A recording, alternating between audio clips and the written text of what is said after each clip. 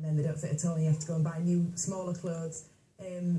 Just having more energy and feeling more in control of my life. I feel like now I've got a lot more optimism about the choices I make. I used to feel like I was a bit of a failure almost because I'd not managed to stay at a healthy weight, whereas now I feel like I've done it for 2 years, I've got to this healthy weight, and I feel like I have the tools ready to sustain that, and hopefully the whole family benefits from those healthier habits as well. Well, we can discuss the issue of obesity further now. We have the Chief Medical Officer for England, Professor Dame Sally Davies, with us from our London studio. Good morning. Good morning. Thank you for joining us. We were just hearing the story there of a woman who lost 5 stone as she tried for a second baby. And one of the focuses of your assessment now of women's health is that pregnancy, I suppose, is a good time for the health professionals to have contact with women to help if obesity is a problem. So my report focuses on the health of women, and clearly we'd like all children and women not to be overweight or obese, but a healthy weight, and it's much better to start pregnancy a healthy weight. But whether you're going for contraception, you're going in an antenatal clinic, the birth or postnatally is an opportunity that we don't always take to support women, to advise women about the disadvantages and the health impact of being overweight. It's more difficult to get pregnant if you're overweight. There are more problems during pregnancy, including miscarriages and diabetes, more problems with the birth. So I'm very keen that women know, first, that we can bust that myth of eating for 2. It's not what we should do. And secondly, that it's never too late to improve your weight and impact on your outcomes and those of your family.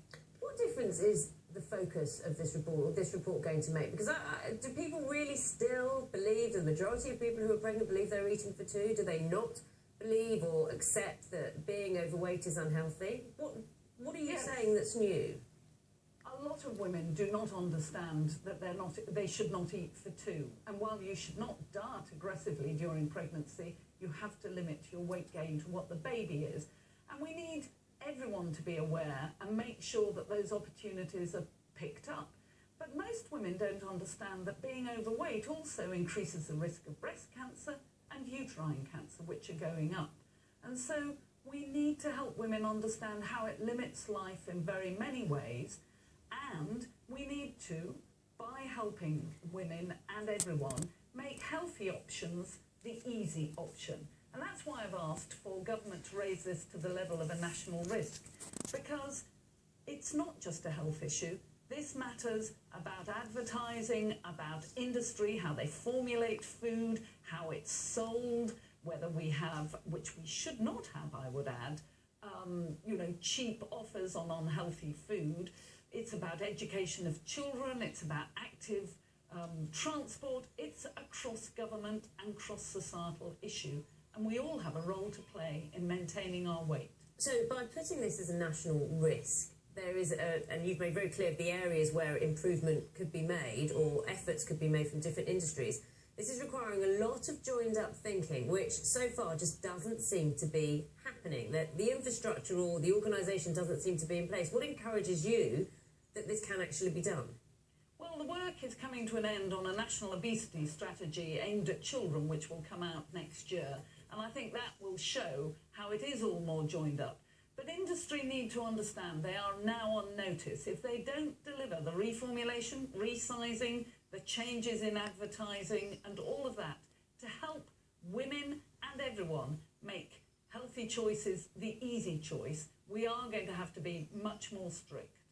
And the polling data shows that the public recognise obesity is a massive issue for our society and our health. And it shows that they want government to protect children and do something about it. So when you say more strict, or we need to be more strict when it comes to industry not reacting, what can be done? What are we talking about? Fines, bans?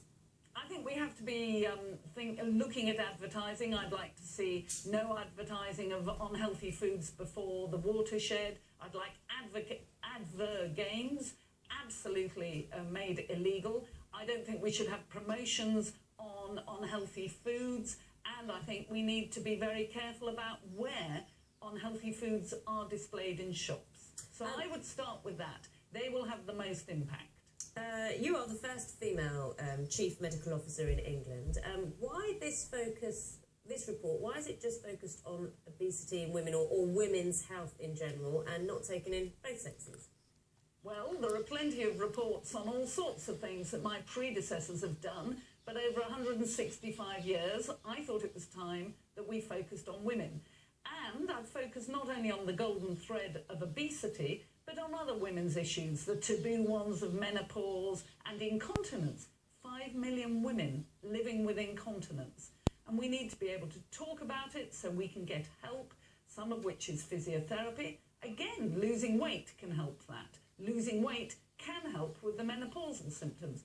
And then leading into a chapter on women's cancers, and particularly ovarian cancer, and the fact that we have worse outcomes than our comparator EU countries. Dame Sally Davies, Professor Dame Sally Davies, Chief Medical Officer, many thanks for talking to us on BBC Breakfast. Thank you. Let's see time.